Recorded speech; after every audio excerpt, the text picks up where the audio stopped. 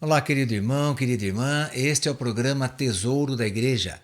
E eu, Luiz Carlos, juntamente com você, estamos aqui dando continuidade aos nossos estudos sobre a carta encíclica Veritatis Splendor, o Esplendor da Verdade, do Papa São João Paulo II. No tempo aí que ele esteve à frente da Igreja, ele escreveu esse belíssimo documento, o qual estamos estudando, já estamos chegando ao final dele e com muita alegria por termos aí bebido, né, dessas santas ideias e palavras e reflexões que esse Santo Padre trouxe para nós. Então é uma riqueza da nossa igreja e é também uma riqueza para cada um de nós. Crescemos espiritualmente cada vez mais quando nos encontramos com os documentos da igreja, dos nossos queridos papas, que nos ajudam a pensar melhor sobre nossa fé, a refletir sobre nossas atitudes e principalmente o nosso testemunho.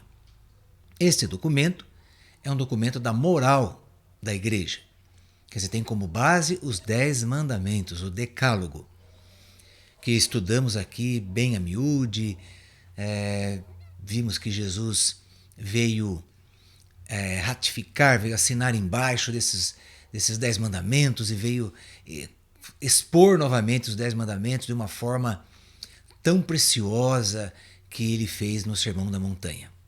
Então, é um documento, sem dúvida, maravilhoso. Bem, nós estamos no terceiro capítulo desse documento, que tem como título Para não se desvirtuar a cruz de Cristo. Este é o título desse terceiro capítulo. E estamos meditando sobre um subtítulo, já há várias semanas, que é o bem moral para a igreja e para o mundo. É o bem moral para a vida da igreja e do mundo. Então, o bem moral não é só para a vida da igreja, mas com o nosso testemunho, com a nossa transformação pessoal, nós também ajudaremos na transformação da sociedade para termos um mundo melhor, um mundo mais humano, mais decente, mais honesto, mais santo, não é verdade? Bem, e dentro desse pensamento aqui, então, nós vamos ver hoje sobre o que ele vai falar das responsabilidades de pastores. As responsabilidades dos pastores da Igreja Católica, por exemplo, não é? A responsabilidade pela fé e pela vida de fé do povo de Deus, pesa de maneira peculiar e precisa sobre os pastores, como nos lembra o Concílio Vaticano II. Aqui ele vai fazer uma citação, então, da Constituição Dogmática Lumen Gentium, número 25. Entre os principais encargos dos bispos, ocupa lugar preeminente a pregação do Evangelho. Quer dizer, acima de qualquer coisa está a pregação do Evangelho. Os bispos são os arautos da fé, que para Deus conduzem novos discípulos. Então, os bispos são aqueles que são arautos da fé, que vão conduzindo discípulos para Deus. Então, a responsabilidade é dos bispos, enquanto chefe da igreja, da sua diocese, da sua arquidiocese. Então, está aí. O bispo, ele é o primeiro que recebeu esse encargo de pregar o evangelho a toda criatura. Então ele deve, como pastor da igreja, ser o primeiro a fazer isso. E o trabalho mais importante dele deve ser esse também.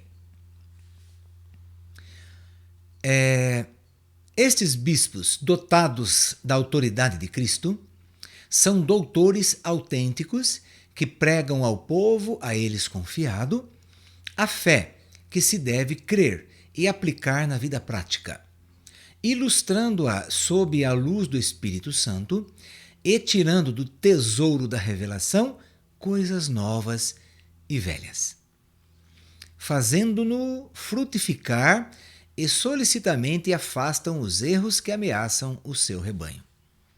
Então aí está. O bispo está à frente da igreja. Ele é o apóstolo de Cristo, né? Ele é um dos apóstolos de Cristo. Então ele está à frente da igreja. Ninguém tem maior autoridade que o bispo. Na sua diocese, ele é a maior autoridade. Então, como maior autoridade, ele também tem a maior responsabilidade.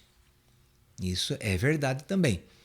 Então, cabe a ele ensinar a doutrina, cuidar do seu rebanho, que são as suas ovelhas, e principalmente, se houver algum desvio, como diz aqui, né?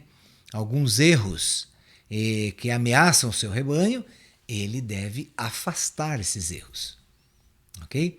Então, é serviço do bispo tomar conta, ser o gerente, né? Ser o supervisor, vamos dizer assim, da sua diocese. Então, de todos os sacerdotes e de todo o povo de Deus. Ok? Aí ele vai dizer assim: é nosso dever comum e, antes ainda, nossa graça comum, ensinar aos fiéis como pastores e bispos da igreja. Aqui o Papa está falando, o Papa São João Paulo II. Mas para ele ser bispo, para ele ser Papa da Igreja Católica, ele teve primeiro que ser bispo de Roma. Então ele é eleito bispo de Roma, claro, para poder ocupar a cadeira, então, papal. Então o Papa também é um bispo? Claro que é também. Então por isso que ele fala, é nosso, né? Ele usa aí esse pronome, né? É nosso dever comum e antes ainda nossa graça comum ensinar aos fiéis, como pastores e bispos da igreja, aquilo que os conduz pelo caminho de Deus, tal como fez um dia o Senhor Jesus com o jovem do Evangelho. O jovem rico, né? Ao responder à sua pergunta, que devo fazer de bom para alcançar a vida eterna, Jesus apontou para Deus, Senhor da criação e da aliança. Lembrou os mandamentos morais, já revelados no Antigo Testamento. Indicou seu espírito e radicalidade, convidando a segui-lo na pobreza, na humildade e no amor. Vem, segue-me. A verdade desta doutrina teve a sua chancela sobre a cruz no sangue de Cristo. Tornou-se no Espírito Santo a nova lei da igreja e de cada cristão. Então aí está. Jesus apresentou ao jovem rico todas as saídas, todos os passos que ele teria que dar para alcançar a vida eterna. Jesus mostrou para ele, mostrou o Pai, mostrou os mandamentos e mostrou a radicalidade, a renúncia do pecado e a vida do desapego às coisas deste mundo, aos bens deste mundo. Esta resposta à questão moral está confiada por Jesus Cristo de um modo particular a nós, pastores da igreja, chamados a torná-la objeto do nosso magistério e, portanto, no cumprimento do nosso munus profético. Ao mesmo tempo, a nossa responsabilidade de pastores quanto à doutrina moral cristã deve ser atuada também na forma do munus sacerdotale, do munus sacerdotal, além do munus profético. Isto realiza-se quando distribuímos aos fiéis os dons da graça e da santificação, como meio para obedecer à lei santa de Deus, e quando, com a nossa assídua e confiante prece, sustentamos os crentes para que sejam fiéis às exigências da fé e vivam conforme ao Evangelho.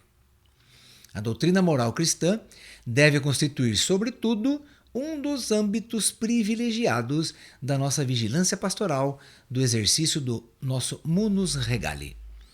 Bem, então aí está o Papa João Paulo II chamando para si mesmo toda a responsabilidade que um bispo tem. Um bispo é um apóstolo de Cristo. É igual a São Pedro, é igual a São Paulo, a São João, é igual a Mateus, igual aos que viveram ali com Cristo, né? Tiago, Filipe, Bartolomeu, enfim, André. Então são os apóstolos de Cristo. E o bispo o que é? É um sucessor desses apóstolos. Então existe aí a sucessão petrina, que é a sucessão de Pedro, que são os papas, e existe a sucessão apostólica, que vem desde lá os apóstolos até os dias de hoje. Então esses apóstolos vêm sendo sucedidos, não é? Vêm sendo então substituídos por outros. Para quê? Para que a igreja tem que caminhar. A igreja ela está na história, está inserida na história do ser humano. Ela caminha, a igreja tem que continuar a sua caminhada de salvação. Então tem que ter os bispos à frente da igreja e, evidentemente, o Papa, não é? O Santo Padre, o Papa. Então aí está. Mas aqui estamos falando então dos bispos. Então, sucessão apostólica. Os seus sucessores que vieram depois daqueles 12 primeiro, os seguintes, e até chegar nos dias de hoje, chama-se sucessão apostólica. Mas é o mesmo encargo que receberam de Jesus, é o mesmo munus profético, sacerdotal e régio, o mesmo, não muda. Né? Jesus não mudou o que o bispo de hoje tem que fazer em relação ao bispo daquele tempo. Não, ele não mudou nada. É o mesmo serviço, é pregar o evangelho a toda criatura, jamais sair da verdade que Cristo trouxe como doutrina, jamais sair dessa verdade, e santificar todo o povo de Deus, abençoar o povo de Deus, conduzir o povo de Deus à salvação, não permitir que se desviem. Então aí está, aí são aí os trabalhos, os ofícios então dos bispos. Bem, continuando o Santo Padre então aqui, o Papa João Paulo II. Com efeito, é a primeira vez que o magistério da Igreja expõe os elementos fundamentais dessa doutrina com uma certa amplitude e apresenta as razões do discernimento pastoral necessário em situações práticas e culturais complexas e por vezes críticas. Então, claro, os bispos estão no mundo todo e eles têm que lidar, cada um, com a sua realidade. Se na sua realidade tem uma cultura que vem aí de crenças totalmente adversas a Deus, totalmente contrárias ao cristianismo, né? Por exemplo, as crenças reencarnacionistas. Vamos supor uma delas aí. Então, na África, por exemplo, o continente africano, então muita prática reencarnacionista. No continente asiático, também reencarnação aí lá em cima, não é verdade? Então eles já trazem essas doutrinas por causa da sua cultura, porque acreditaram naquilo, viveram aquilo e até hoje. Então é difícil, claro, o trabalho dos bispos, claro que é muito difícil, juntamente com os sacerdotes, os diáconos, enfim, todo o povo de Deus. É difícil a evangelização nesses lugares? É muito difícil. Com certeza, é o que ele está dizendo aqui. São situações práticas complexas, culturais, práticas e culturais. Práticas porque nós temos que colocar em prática aquilo que Jesus manda fazer. Os sacramentos, fazer isto, né? Quer dizer, a transubstanciação, o corpo de Cristo, enfim, as missas. Então tudo isso é complicado? Claro que é complicado nesses países, não é? Por quê? Porque a cultura é muito contrária ao cristianismo. Então, eles têm aí que usar de todos os artifícios, toda a força, toda a graça do Espírito Santo para conseguirem ir pregando o Evangelho, enfim, ir falando da verdade sobre Deus, sobre Jesus Cristo, evidentemente. À luz da revelação e do ensinamento constante da Igreja, e especialmente no Concílio Vaticano II, evoquei brevemente os traços essenciais da liberdade, os valores fundamentais relacionados com a dignidade da pessoa e com a verdade dos seus atos, para assim poder reconhecer na obediência à lei moral uma graça e um sinal da nossa adoção no único Filho. Então, por isso que o Papa São João Paulo II está falando, que ele evocou, não é verdade? Quer dizer, ele escreveu essa carta encíclica, então é uma evocação que ele está fazendo. Ele está chamando atenção para nós, de toda a igreja, do mundo todo, porque ele foi o Papa. Quando escreveu esse documento, ele estava à frente da igreja e enviou esse documento para o mundo todo. Então todos os bispos estudaram esse documento, conversaram com seus sacerdotes que também estudaram, enfim. Torna-se de conhecimento de todos um documento deste nível, desse porte, não é? Esse é um documento da lei moral.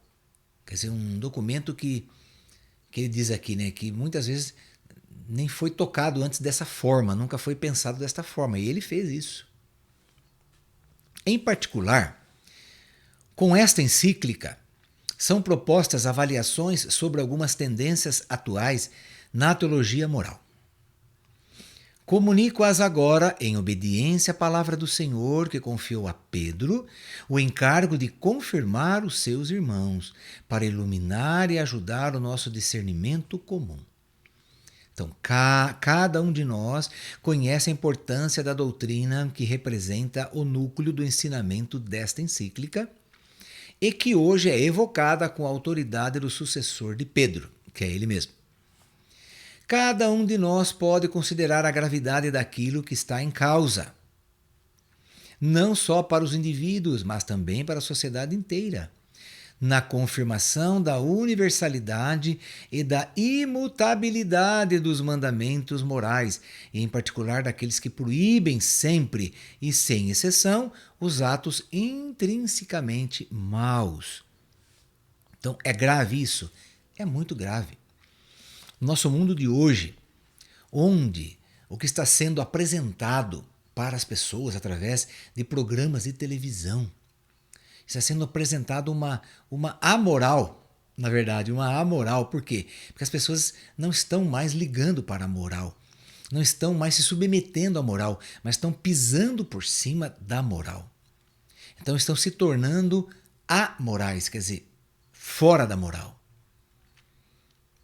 Então, os atos que se veem hoje num programa de televisão, por exemplo, são atos muito maus e muito imorais. Então, os costumes que estão sendo impostos e colocados mesmo, né, pelos meios de comunicação, principalmente televisivo, então esses meios são contra a moral de Deus, a moral divina, portanto, a moral cristã, a moral católica. Totalmente contra. Então, elas estão caminhando para as trevas, levam as pessoas para entender que o pecado agora pode fazer, não podia antes, mas agora pode, porque a igreja agora não manda mais nada aqui, e a igreja retrógrada mesmo, como sempre foi, está fora do tempo, a igreja está fora do tempo, e então nós vamos fazer o que a gente quer agora. Eu sou dono do meu corpo, faço o que eu quero a partir de hoje. Não é Deus o dono do meu corpo, assim como dizem as feministas, né? Então eu sou o dono do meu corpo, se eu quero abortar eu aborto, se eu não quero abortar não aborto, o problema é meu e ponto final. Então está aí. Não estão mais sendo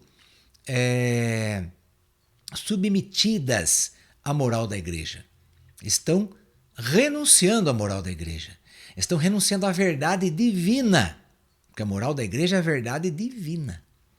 Estão renunciando ao Deus único e verdadeiro para ficar com os seus desejos insanos, desejos das trevas e desejos pecaminosos, evidentemente, em detrimento aí das coisas santas de Deus. Ok? Então, este é o nosso mundo já. Estava sendo apresentado assim por João Paulo II? Já estava sendo apresentado. E hoje está cada vez mais acirrado, então, esses modelos, esses novos modelos de vida, esses parâmetros de vida que foram sendo colocados nas pessoas. Então, por exemplo, o homem querer ser mulher ou a mulher querer ser homem. Então, em alguns países já estão aprovando leis que já operam as crianças já pequenininhas ainda, na idade da infância. Já pode operar e trocar o sexo daquela criança. Então, quer dizer, o mundo está caminhando. A verdade de Deus, ela é o quê? Imutável. E a verdade de Deus é universal. O que é universal? É para todas as pessoas, não só para os católicos, entende? É para todas as pessoas do mundo todo. Porque Jesus morreu para todas as pessoas, não só para os católicos. Morreu para todos. Então Jesus quer salvar a todos? Sim, Jesus quer salvar a todos. Então o sacrifício de Cristo é um sacrifício universal. Por isso que depois ele se torna o rei do universo, porque o sacrifício dele foi universal. Foi para todas as pessoas. Assim como o sacrifício dele é universal, assim também os mandamentos são para todo o universo. Agora, os mandamentos não mudam, não se alteram, eles são imutáveis. Por que são imutáveis? Porque são de Deus, são leis divinas, são leis santíssimas, que vieram do coração de Deus para nós, para vivermos estas leis. Para aí sim sermos felizes, sermos santos e entrarmos na posse da vida eterna. Mas, estava dizendo, o mundo não quer essas coisas de Deus. O mundo quer viver o pecado. O mundo quer viver o seu egoísmo, quer viver o seu relativismo, quer viver aí o que as pessoas desejam. Não querem se submeter mais a Deus. Então, é nisso que nós estamos conversando aqui. É isso que ele está falando. Agora, ao reconhecer tais mandamentos, o coração cristão e a nossa caridade pastoral escutam o apelo daquele que nos amou primeiro, Deus. Então Deus pede-nos que sejamos santos como Ele é santo, que sejamos em Cristo perfeitos como Ele é perfeito. A exigente firmeza do mandamento baseia-se no inesgotável amor misericordioso de Deus. E o fim do mandamento é conduzir-nos com a graça de Cristo pelo caminho da plenitude da vida própria dos filhos de Deus. Então aí está. O Papa, ele não esmorece, pelo contrário, ele apresenta para cada um de nós o que deve ser feito, o que deve ser seguido. Não importa o que o mundo aí fora está pregando. O mundo aí fora está pregando igualdade de gênero. Não existe, nunca existiu. O Deus criou o homem e a mulher e ponto final. Não criou um terceiro sexo, um quarto sexo, não permitiu ninguém trocar de sexo. Não permitiu. Então, quer dizer, o que vem de Deus é imutável, não se muda, não se altera. Agora, se o homem quer fazer isso, bem, ele vai sofrer as consequências disso, então. Mas as leis do Senhor são universais, quer dizer, para todo o universo, e são imutáveis, quer dizer, não se muda, não se altera. Vale, e são válidas para todo sempre. Não é porque estamos agora no século XXI, etc, etc, que agora as coisas vão mudar. Não, não vai. Não vão mudar. Não vão ser alteradas. É nesse sentido que o Papa está aqui falando. Bem, querido irmão, querida irmã, nosso tempo de hoje já se esgotou, mas no nosso próximo encontro daremos continuidade, sim, a isso que ele está falando aqui e partiremos para a conclusão desse documento. Já chegamos ao fim do documento aí, ok? Vamos fazer a oração que o Papa faz no final desse documento a Nossa Senhora. Ó Maria, Mãe de Misericórdia, velai sobre todos para não se desvirtuar a cruz de Cristo, para que o homem não se extravie do caminho do bem, nem perca a consciência do pecado, mas cresça na esperança em Deus, rico de misericórdia. Cumpra livremente as boas obras por Ele de antemão preparadas, e toda a sua vida seja assim, para louvor da sua glória. Que o Senhor nos abençoe em nome do Pai, do Filho e do Espírito Santo. Amém. E até o nosso próximo programa, se Deus quiser.